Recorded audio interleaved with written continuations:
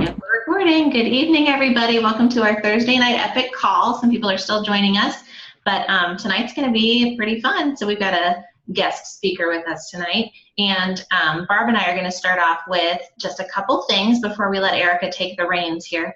And you know what? I'm going to mute everybody real quick. So if you mute all, you guys are being so quiet. I didn't even realize I hadn't muted everyone. There's Tanya. All right. So I'm going to start really quick with a screen share because we're going to talk about just two things quickly, and then we're going to hand over everything to Erica. So I'm going to screen share with you, and I am hoping that everybody got their emails about the approved guidelines for offering specials online. We're allowed to do that again, which I am thrilled about. I think that really does a lot for our business when we can post things on Facebook. And they have shareables that are available to post right from your page. As Maggie posted earlier on our Epic page, don't just see if I put a special, if I use one of the shareables, don't just share mine, because then your people are going to click on it and go right to my page and become my new ambassadors and my new customers, which is lovely, but that's not good for you. So we want to make sure that the shareables are coming from your own site. This is a great opportunity to try to do that, and I think that Plexus has done a really good job of some of these. They're really good-looking marketing materials, so I think that you certainly should use them. Some of them are really unique, too. The Manny on Me, I thought that was interesting. So if you have somebody that goes silver this month, then that's an incentive that you could offer and post it on Facebook. So there are some guidelines that we need to pay attention to, and they don't want you using incentives all of the time, because then it doesn't make them special, right? So to really just heighten some excitement and get some momentum built, then maybe you could offer a special and post it online, but I wouldn't, do a daily special or, even a weekly special. They're suggesting one special per month, and before launching your special, it says make sure a similar incentive or promotion isn't being run by Plexus. So if Plexus is giving us free shipping, then they don't want you going on and also offering free shipping, because that's silly. But they just want you to be aware of that. The shareables are designed to help you, so use those shareables again from your own private page. And you can certainly do specials in private groups. It says specials over $35 must be done with your downline in a closed group setting. So there's that. That's it from me. If you want more information, you can always go onto your own back office, or you could go to the Plexus Scoop. That's their new website with all of the information on it, and there's a lot of great information on there, guys. So I would recommend you check that out. So I'm going to stop sharing my screen if I can figure out how to do that. Stop share. I'm going to mute myself, and Barb, if you would talk for just a minute about our magic message. I can. And guys, we've been talking about the magic message for 2 or 3 weeks now, I guess. And the first challenge we saw coming out of LPL and HPP was to send the magic message to 10 people, which I rolled my eyes as usual, because I'm like, oh, good grief, this is going to be stupid and not work, because I like to say that about everything right before it works. So the magic message for you that don't have it, that haven't written it down, very simple. Hi, Jerry. I'm sure by now you've seen my Plexus posts. Have you ever tried it? ? That's it. That's the whole message. Non-threatening, you're simply asking them a question.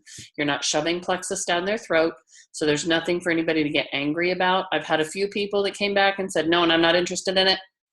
Blah, blah. I said, oh, that's fine. Thank you for responding to me.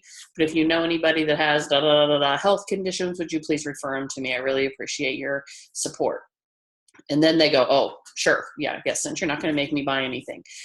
But I can tell you personally, I have had more activity because of this magic message and the stacks we were doing previously than I have had since I started with Plexus.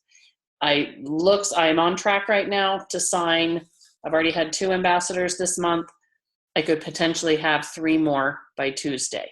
So this is because of the magic message. The other thing I'm doing, if they are local, I'm not just doing this over Facebook with them. I'm not doing it over instant message with them. I'm saying, what day can we get together? the meeting I had this morning, does 9 a.m. on Tuesday work for you? And we spent an hour and a half at Panera, going over the compensation plan and how it's going to work and how she's going to sign up. I have another person that I dropped information off to last week, and she said, I think I'm ready. Does Monday at noon work for you at Firehouse Tavern? So I'm actually getting face-to-face with these people, because when you're just on instant message or just on Facebook, it's very, very easy for them to ignore you and quit responding to you. But if you've actually set up a face-to-face meeting with them, they're going to feel your passion. They can't feel your passion and see your belief in this product through an instant message.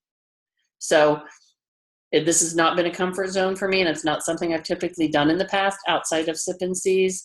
But everybody that's local for me, I'm sitting down with. The last ambassador I signed last week, I said, 4 o'clock on Sunday, does that work for you? Yeah, sure. Went to her house at 4 o'clock and she signed. So try to get yourself face-to-face with these people if you can, because we believe in these products. We believe in this opportunity. And when you're face-to-face with people, they're going to feel that.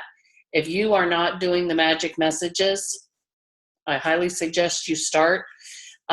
We've been challenged, Jerry and I in a group, we're doing 10 a day for 10 days. I'm not saying you have to do that. Do 2 a day or do 3 a day. Don't be intimidated by it, because all you're doing is sharing something you believe in, and all you're doing is asking them a question. If they come back and respond to you, give them your personal story. I'm so excited about the health benefits that this has offered for me. So, and if you need help with a response, let us know. Jerry and I've reached out for help. We've gotten a lot of good suggestions that we've been using. So all I can tell you guys is I was a skeptic. I rolled my eyes at Julie Adams. Probably she wanted to punch me in the throat, because I always roll my eyes at her every time she tells me something. So I've been doing the stacks consistently since November. I've sent out 70 magic messages. No, I've sent out 80. I still have 20 more to send out. I've got to send mine today and tomorrow. But every time I send them, I'm getting probably at least 2 to 3 positive responses. So do them. If you're not doing them yet, all I can tell you, if you want to pick your business up, posting on Facebook isn't going to do it. Jen Thorpe caught me this morning.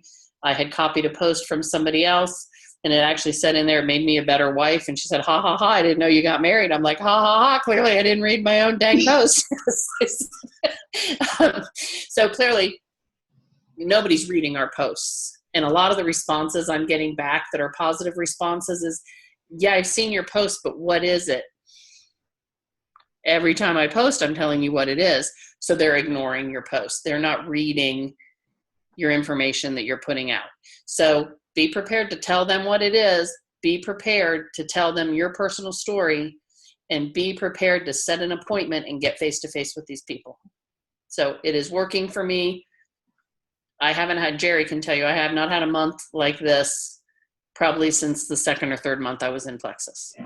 And after you're in it for a while, it gets tougher, and this works. So that's all I have to say. Just do it, like Nike. Hey, I just want the people I can see, a show of hands if you're actually sending out messages like this. Kristen, Linda, Michelle, Jacqueline. Wow, so many of you, Tanya. Okay, so another show of hands, how many of you have gotten a customer or an ambassador by doing this? What? That's awesome. Like, this is clearly working, so keep it up. Good stuff. Okay, I'm going to turn everything over to one of my best friends in the whole wide world, Erica Cameron. Erica, where'd you go? You have to unmute yourself, and we need to see your face. I don't know where I went. Well, check your video. See if it says, there should be on the bottom left-hand side, mute and stop video or start video. Can you click it?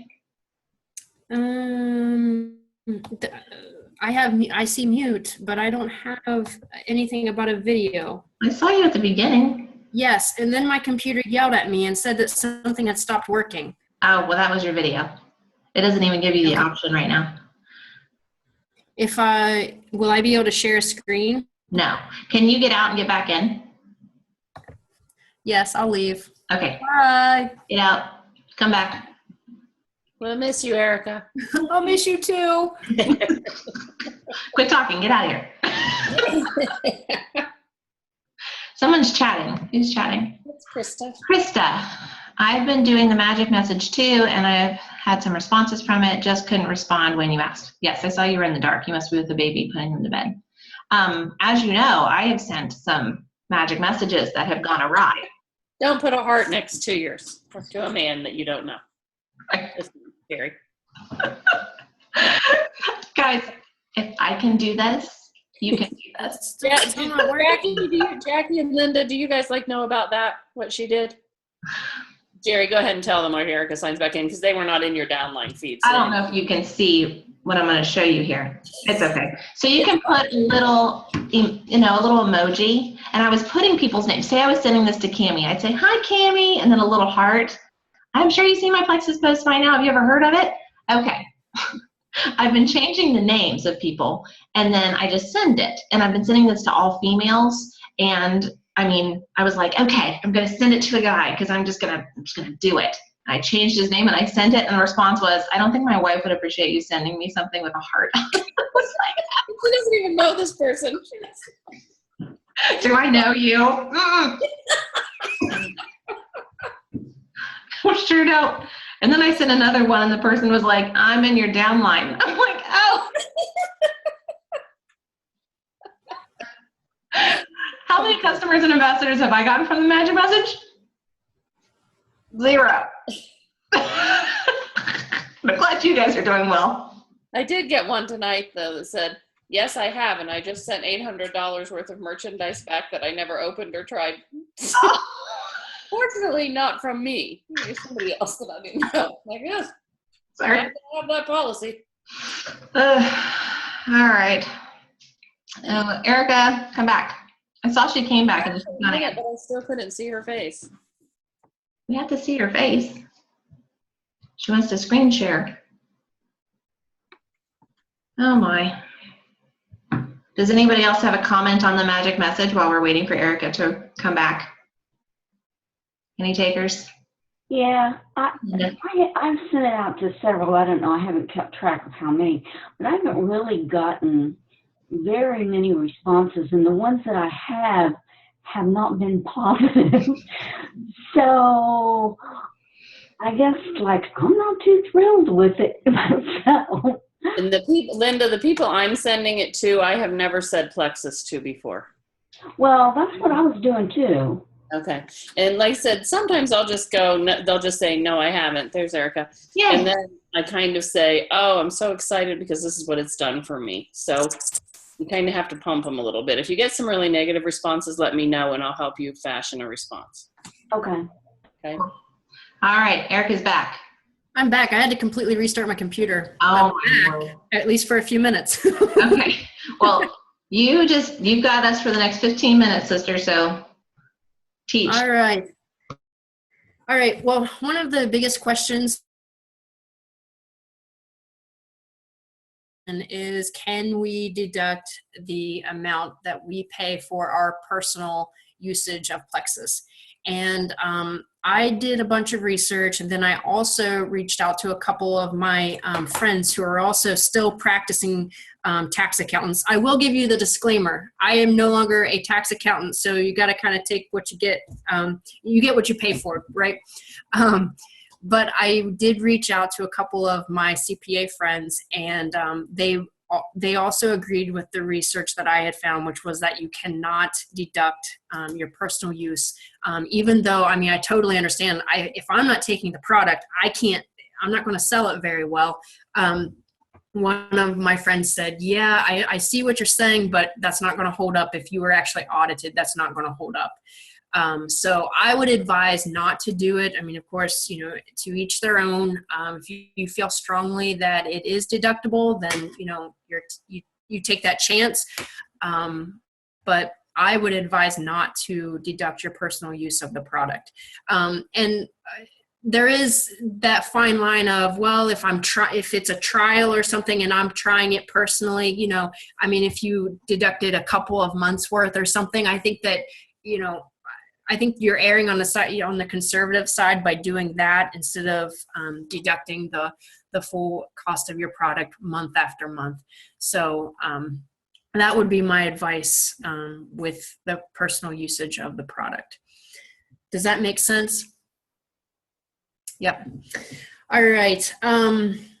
One of the things that I wanted to show, in case you are, I would recommend using some tax software and not trying to just fill out form by form. This year, I had to branch out, and I am using TurboTax, and that really helped a lot, going through all the deductions, giving you suggestions on deductions and everything, and even your home office deduction.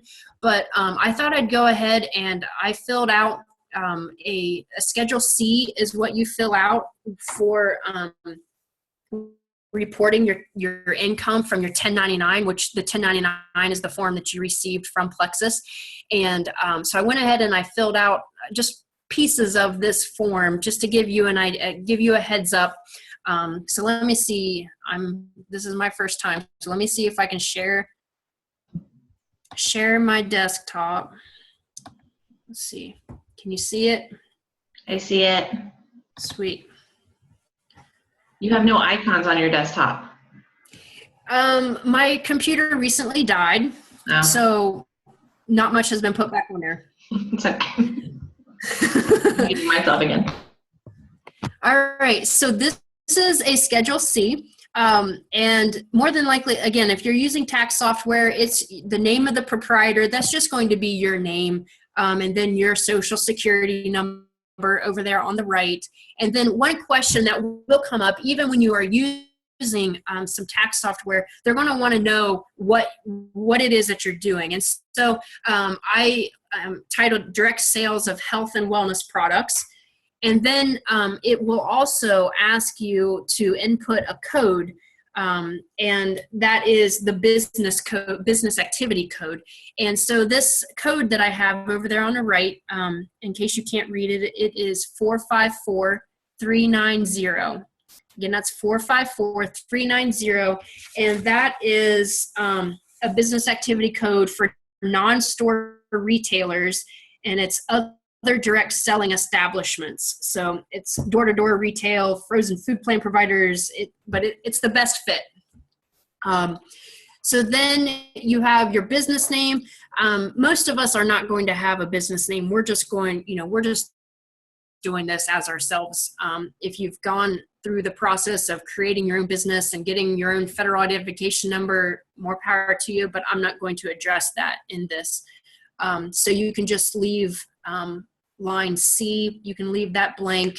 You don't have an employer identification number. Again, that's just, most of us are just going to be using our social security number. So you leave D blank, you leave E blank. You don't really, your business address is more than likely your home address. And then your accounting method is going to be the cash method, which that just means that you're reporting the amount that's on your 1099. If your 1099 said $6,000, that means you actually got paid $6,000 from Plexus in cash. And then, did you materially participate in the operation? Yes. And then, if you started or acquired this business, check here. So if you just started Plexus during 2016, you would check yes there. And then line I, did you make any payments in 2016 that would require you to file Form 1099? A 1099 is generally, you only issue those if you have paid someone over $600. Can you still see me? I see your screen share, so you're fine. Okay, good deal. I just noticed that I was black again. Yeah, you're gone, but that's okay. All right. So most of us, I don't think that have any of you had where you have paid someone more than $600, like for, I don't know if I can't really think of why you would be paying someone. Hey, Erica, what if I say you won lots and lots and lots of prizes and I sent you $600 worth of stuff? Then I would put that there? If you, well. It's like you don't work for me. None of us work for each other. We're independent ambassadors. Right. And it's not a 1099 is issued to someone that is not your employee, but it's just someone that you do business with. I'm assuming none of us have that then. I wouldn't think so. But if someone does, if you do think that one of you gave more than $600 as a gift to someone, like throughout the year, let me know and I'll research it. But I don't think that would apply to anyone. But maybe, because it's just to one, that would be to one person, not $600 total. And then your down on part 1 income, that's where you're going to input the amount that showed up on your 1099. And if you Erica. Yep. I'm going to interrupt you really, really quick, just to make a point here. With that $600 and actually creating a 1099 for someone. So Barb and I, of course, have talked about this. And when we do personal incentives, that's the reason we have to pay the person directly instead of paying, like, say, Tanya, because I could end up paying Tanya $600, but it's not going to her necessarily. It's going to her team. So that's why we need to send things out individually to people. Yeah, exactly. Okay. Exactly. Yeah, because you don't want to inadvertently fall into something like this when that definitely is not the intent. But, you know, if you're using a middleman and they're getting all that money, you could accidentally do that. And to follow the law, you would need to issue the 1099. And so then you jump down to your expenses, and we jumped down way too far. One of the things somebody had asked about, your personal usage of your car, deducting the mileage. I put on there in box 9, 56.5 cents per mile. But I just realized that the instructions that I printed off that I was looking at was 2013. The correct amount for 2016 is actually going to be 54 cents a mile. But that adds up. That adds up very quickly. And if you do have car and truck expenses where you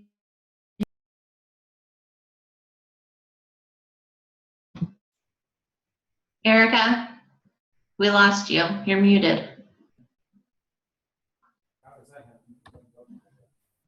You there? Okay, I'm unmuted, and then I do have a start video thing.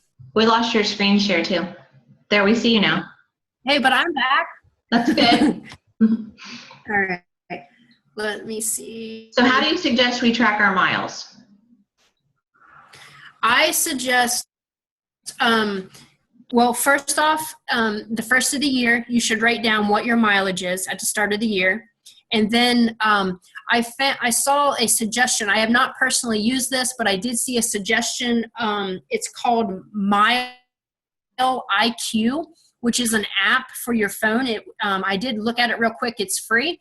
And that's something that you can use to track your mileage, to keep track of it. If you don't want to do something on your phone, then I would recommend just having a little notepad, and you write down your beginning mileage for the start of the year.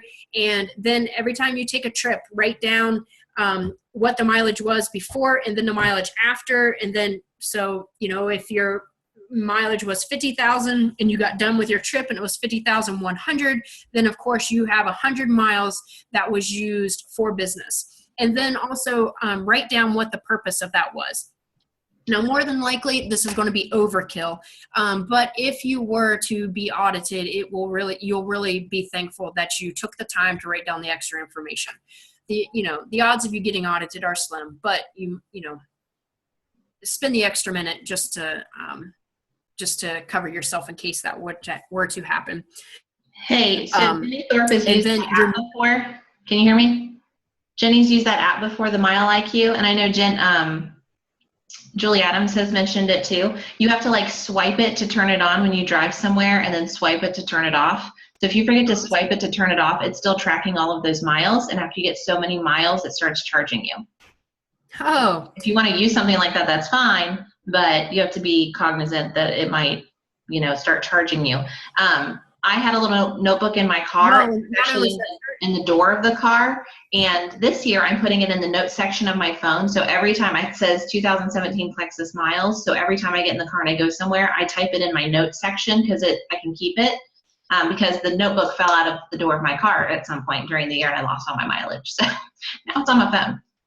But I'm going to shut up now. Sorry, Erica. So you're saying we're going to have fun creating that? So yeah, keeping a notepad really is the best thing. And at the end of the year, also write down what your mileage was at the end of the year too. And that's just questions you'll see when you get down here. Information on your vehicle. It's going to want to know, when did you place your vehicle in service? And then on line 44, it wants to know how many miles were business miles, that's your Plexus miles, and then how many were commuting miles. And so basically that's going to be all other. At least that's when I input something, I take whatever my business miles were, put that in, and then I just calculate whatever the commuting miles need to be just to make it equal the total mileage for the year.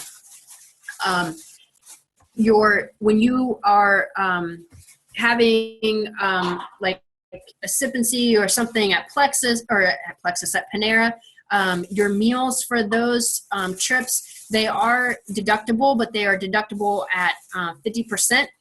Reason being is the IRS figures you were going to eat that meal anyways, so that they will allow you to take a 50% deduction for that.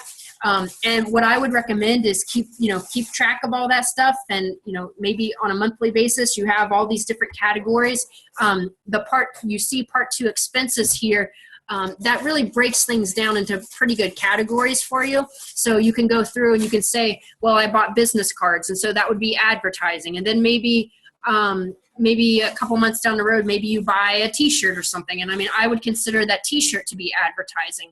And so, you just add it all up, and at the end of the year, you look and you say, oh, okay, I've spent $125 on advertising, and you plop $125 in there on line 8. Let's see, you also, there's the home office deduction. And that's something that, if you have a designated place in your home that you are using regularly and exclusively for Plexus, then you can take a deduction on your taxes for the home office deduction. When I was using TurboTax, it was asking how many months that the office was used, at least 15 days a month. When I looked at the IRS guidance, I did not see a requirement of 15 days a month. So apparently TurboTax, that's how TurboTax has interpreted it. And their suggestion is that you only take the deduction for however many months you use that home office more than 15 days a month. And when it says exclusively, it really does mean like it can't be used for anything else. You can't, if you use the office during the day, and then let's say in the evening, because it's kind of set aside, you have your child go into that office and do their homework, it's no longer exclusively for Plexus. So I don't know if you were to be audited, I don't know how in the world it would be proven, if that was the case. I mean, I guess if you had toys in there or something, and it's, they come in and they look and it's obvious that you were not using it exclusively for business, then they could deny it. But I'm not sure how they would prove that. But that is what the guidance says, is that it needs to just be used for the business. And some of the questions that it will ask, it will want to know what is the square footage of that area, and then it's going to compare that to the square footage of your total home, and somehow it's figuring a percentage that way. There's a simplified method, which is very simple to do, and that's when it's really looking at that square footage. Or you can do actual expenses and keep track of everything, and then you have to figure up what percent, you have to figure up your business usage percent or something to figure out how much, if you spent, all the expenses on your house, well, I'm going to be able to deduct 25% of them for the business or whatnot. If you think that you want to go that route, let me know and I can get some additional information for you. A lot of times it's just easier to do the simplified method. And also to jump back with the car mileage, usually when I was practicing tax CPA, it was almost always advantageous to take the mileage deduction, the standard mileage deduction, instead of the actual expenses. You can either, you have to pick one or the other. You can just record your mileage and take a deduction for the mileage, or you can keep track of the gas and the repairs on your car and everything else that happens with your car throughout the year. It's a nuisance having to keep track of all that, especially the gas piece of it and everything. And usually it ended up being advantageous to just do the standard mileage expense. As far as deducting your phone, the guidance says that you should only deduct of your cell phone or a home line if it is a designated second line just for the business. So if you're using it for personal and for business, most of us are using cell phones these days, and we have, basically unlimited data and everything. Definitely, the minutes are not a concern, and unlimited texting. So more than likely, you probably don't have a deduction for your cell phone because it's not being exclusively used for business. You have 5 minutes.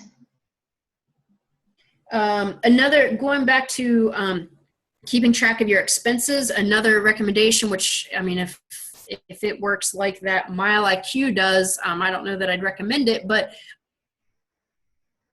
Expensify was an app that I saw that can help you to group your expenses and keep track of all that. And if you're looking for tax software to use, this year Credit Karma is doing free. They're offering free tax software. And they say that there are absolutely no catches. A lot of the software that's out there, they'll tell you that it's free, and then it'll be up to it. Like if your income is below a certain amount or something, and then they start charging you. But Credit Karma is supposed to be totally free, so that's something to possibly look into. But when you start getting into, if you're wanting to take a home office deduction, I don't know how much help, what kind of assistance they will provide for you. Hey, Erica. So, yep. 4 minutes. Okay. Anybody have any questions? Do you want to unmute them? Well, they can unmute themselves if they have a question. Okay.